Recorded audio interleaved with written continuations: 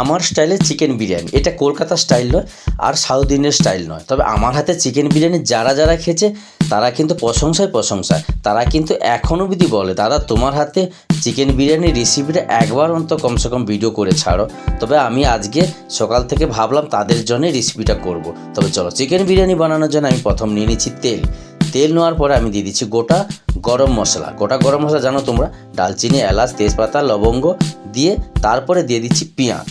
তবে পেঁয়াজটা তোমরা ফাইন কাটবে, কিন্তু একটা মোটা একটা পাতলা থাকবে এরকম করলে চলবে না, কিন্তু একদম ফাইন কাটার চেষ্টা করবে। তারপরে দিয়ে দিচ্ছি আদা রসুনের পেস্ট দেওয়ার পরে একটু ভুনা হয়ে গেলে তারপরে তুমি দিয়ে দিবে চিকেনটা কিন্তু এখানে বেশি ছোট করবেন না। চিকেন 50 গ্রাম পিস যেন থাকে একটা সাইজ, কিন্তু বেশি ছোট হয়ে গেলে ভেঙে যাবে, ভালো করে ভুনতে পারবে না।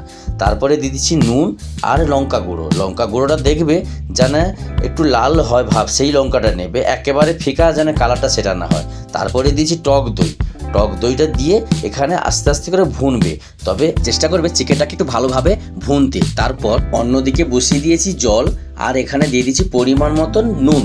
বিরিয়ানি বানাতে গেলে গোলাপ জল, কেওড়া জল লাগে, আমি এখানে ব্যবহার করলাম না। তবে হ্যাঁ, বিরিয়ানির বাসমতি রাইস কিন্তু তোমরা 1 থেকে 2 ঘন্টা আগে ভেজানোর চেষ্টা করবে, সেখানেও গোটা আমি গরম মশলা সব রকম দিয়ে দিচ্ছি। চিকেনটা আমার ভালোভাবে ভুনা হয়ে গেছে।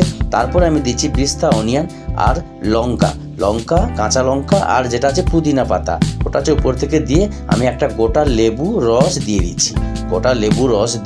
এবারে আমি গরম মশলা দিচ্ছি, গরম মশলা মানে বিরিয়ানির মশলা। তবে তোমরা যারা যারা বিরিয়ানির মশলা রেসিপিটা দেখতে চাও তারা কমেন্টে বলতে পারো, আমি তাদেরকে বলে দেবো যে রেসিপিটা কী মানে গরম মশলার রেসিপিটা কী। বিরিয়ানি মশলাটা কিন্তু আলাদা হয়।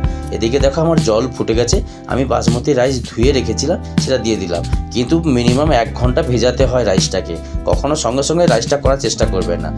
রাইসটা যখন বয়েল হয়ে যাবে, এখানে কিন্তু রাইসের ভাগটা কিন্তু যদি খুব বেশি রাইস একসঙ্গে বয়েল করো তাহলে কিন্তু 80 থেকে 85-র মধ্যেই ভাগ মানে বয়েল হয়ে যাবে।